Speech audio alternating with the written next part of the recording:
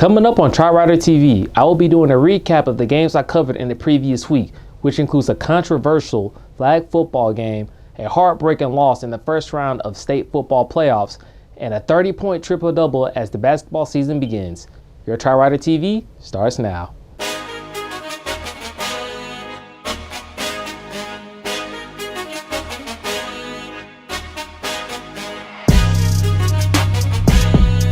Welcome to TriWriter TV with me, Cedric Bolton. My coverage begins with two flag football games between Mount Zion and Riverdale and Drew and Lovejoy. Mount Zion came into the game undefeated in its area, and they proved why in this game. Lady Bulldogs quarterback Trinity Searcy spearheaded the charge by getting a rushing touchdown and recording 2 interceptions while playing safety.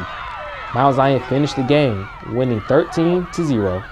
The Drew and Lovejoy game stirred some controversy with a possible error in the scoreboard, which caused the game to go into double overtime. The Lady Titans led 12-0 in the first half, not converting on any extra point attempts. The Lady Wildcats quarterback Akila Arnold brought them back in the game by throwing 2 touchdown passes in the second half to tie the score. On the extra point, she would call her own number and run it in to get the lead in the fourth quarter. Or so she thought. The referees ruled that Arnold only tied the game. After the long deliberation, overtime took place and both teams took turns scoring. It wasn't until Drew scored and stopped Lovejoy to secure the victory in the second overtime period.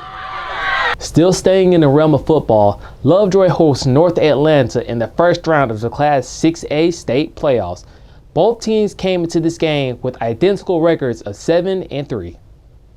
The Warriors got out to a 23-0 lead in the first half thanks to their ability running the ball.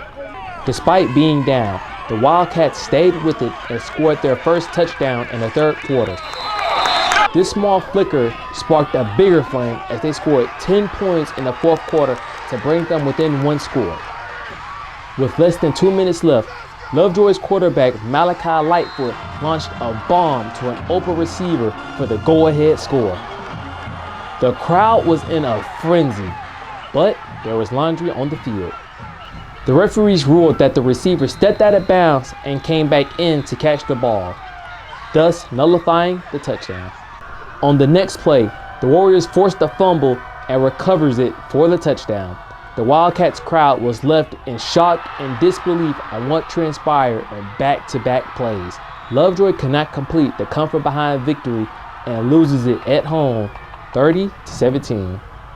With the end of football happening in Clayton County, basketball season begins, and my first game takes me to North Clayton, where sophomore Kayla Kennedy notches a 30-point triple-double at home.